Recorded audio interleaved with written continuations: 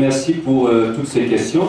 Je voudrais d'abord vous dire qu'avant que je ne sois candidat, on se connaît nous tous ici. On est tous dans la même ville, on se connaît et ça n'est pas dans cette salle où on se connaît. On se connaît depuis longtemps. Alors René veut savoir, est-ce que le peuple peut-il compter sur moi? Est-ce que je ne serai pas comme les autres candidats qui ont été achetés et qui sont passés à la société civile pour réclamer les postes? Je voudrais dire à René que si je voulais les postes politiques, je les aurais déjà eus. Ce n'est pas, je vous ai dit dans mon speech que depuis 21 ans, j'ai commencé ma lutte, depuis 1999 dans la société civile. J'ai combattu, nous avons créé une résistance ici contre les FCD, j'ai été bastonné, arrêté ici, et j'ai même failli mourir ici, même ici au niveau de TMB. Nous avons fait la résistance après Sun City, nous avons poussé les acteurs à aller à Sun City. Depuis ce jour-là jusqu'à aujourd'hui, je suis resté constant sur ma ligne de combat. Mais ceci dit, ça ne signifie pas que je n'ai jamais été sollicité par les politiciens. Je n'ai jamais été sollicité par les partis politiques pour adhérer dans des partis politiques. Mais j'ai refusé parce que c'est aussi ma passion, la société civile. Et donc, je crois que le peuple peut compter sur moi pour une seule raison, parce que je suis resté constant dans ma lutte. Je n'ai jamais changé et je mets au défi quiconque peut me prouver qu'il m'a déjà vu à côté d'un politicien. On parle ici que parmi nous, à la société civile, nous avons des Nicodèmes, des gens qui la journée sont société civile, la nuit sont dans les partis politiques. Moi, je mets quiconque au défi de me prouver avec quel politicien je suis. Donc moi, je suis resté société civile et pour moi, c'est une valeur que je suis fier de le dire et je ne suis pas sûr que j'aurai des contradictions.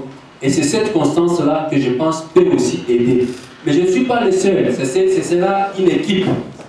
Ce sera une équipe dont j'aurai tout simplement la joie et le plaisir de présider. Je peux rassurer que, parce qu'il s'agit aussi de faire son histoire. Je suis en train d'écrire aussi l'histoire de ma vie. Et je ne suis pas de ceux qui entrent dans l'histoire en reculant. Je voudrais rentrer dans l'histoire positivement, pas négativement. C'est aussi ça un legs que nous laisserons aux générations à venir. Patrick veut savoir, merci Patrick pour tes compliments, il veut savoir quelle différence avec mes prédécesseurs. Justement, c'est la même question. Est-ce que la société civile ne sera pas un tremplin pour accéder au poste politique? Je voudrais vous donner une petite anecdote. À l'époque, quand on venait en 2006, quand on venait de faire les élections de 2006, on était en train de... Il y avait des problèmes encore à Minembwe. J'étais très actif comme Kojeski, très actif. Et on devait nommer, on venait d'élire aussi Chibalonza comme gouverneur ici. Et Chibalonza a tout fait pour me prendre dans son équipe. J'avais refusé. J'avais seulement demandé à l'époque qu'on nous donnât comment on appelle ça, la commission antifraude. Parce que c'est Chibalonza qui avait commencé ça. Et je savais qu'il y avait beaucoup de fraudes qui se faisaient. Alors, il voulait que ça soit la société civile qui gère cette commission-là.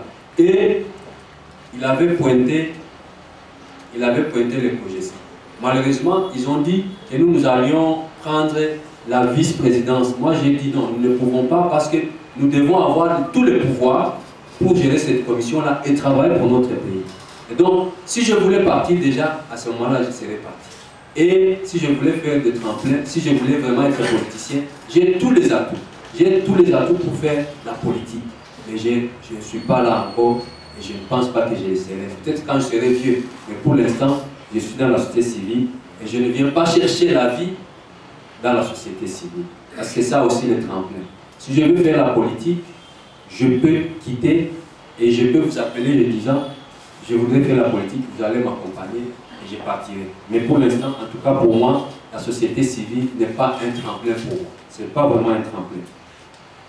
L'opacité à la société civile depuis l'âge de la fois passée, est-ce que je n'ai pas été frustré? Je suis un politologue et en tant que politologue, en tant que politologue, je comprends mieux les jeux électoraux. Les jeux électoraux ne peuvent pas me frustrer. Parce qu'en élection, il y a la réussite et il y a l'échec. Malheureux est le candidat qui ne mise que sur un aspect. C'est vrai, il faut être optimiste, mais il ne faut pas que l'échec puisse te frustrer. Et d'ailleurs, je voudrais vous dire que je suis de ce courant-là aujourd'hui. Dans le monde, il y a un courant qui construit la réussite sur base des échecs. Et depuis 3 ans, je me suis retiré. Je me suis retiré et je voudrais répondre à la question d'Aboubacar. Je me suis retiré. Il faut savoir et comprendre le fonctionnement de la société civile.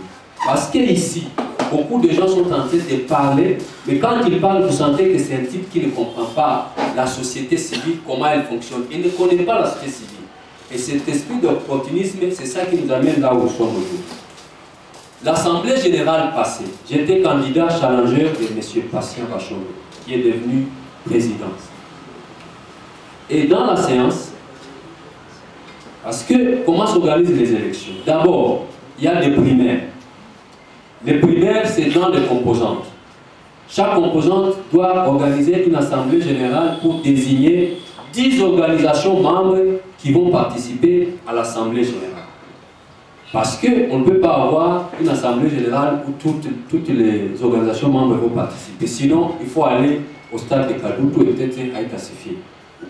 Alors, les 10 organisations-là, d'abord, c'est par là qu'on élimine les gens. Si on sent que tu as des ambitions, on te casse là-bas. Tu ne vas pas en assemblée. Parce que si tu n'es pas en assemblée générale, tu ne peux pas être candidat. Alors, deuxième étape, lors de l'assemblée, en cours de l'assemblée générale, chaque composante doit désigner un délégué. On les appelle les délégués, on ne les appelle pas président. Et c'est le règle de l'assemblée générale. Ils désignent, ils choisissent un délégué. Un délégué qui va le représenter dans le bureau élargi. Et c'est vrai. Et c'est parmi les délégués là, les délégués de toutes les composantes, qu'on va maintenant élire, les animateurs du bureau restreint. Donc si vous n'avez pas été désigné délégué de votre composante, faisant partie du bureau élargi, vous ne pouvez pas postuler à la présidence, à la vice-présidence, au rapportage adjoint et à la trésorerie. Parce que c'est cette petite équipe, le bureau restreint là, qui gère le bureau au quotidien. Alors, que dit la charte? Et je demande aux amis qui font des critiques et qui disent des choses, mais c'est de bonne guerre, de lire la charte. La charte dit ceci, que chaque membre du bureau ne peut dépasser 2 mandats. 2 mandats, quel que soit le poste où vous êtes. Mandat dans le bureau élargi, vous ne pouvez pas dépasser 2 mandats. Et moi, en fait, j'étais dans le bureau des Descartes, à Boubacar. J'étais dans le bureau des Descartes, c'était mon premier mandat. Qui vont venir voter. Ils vont venir, je crois, 4 par territoire. Alors, le message, c'est de dire, j'ai l'écho et j'ai discuté avec eux et il s'est lamenté du fait que les bureaux de coordination ne les assistent pas, ne les accompagnent pas dans le combat qu'ils mènent à la base. Et qu'ils ont besoin que ça change. C'est l'occasion de tout changer. Et d'avoir un bureau qui justement s'occupe des questions, qui remonte les questions de la base à la surface.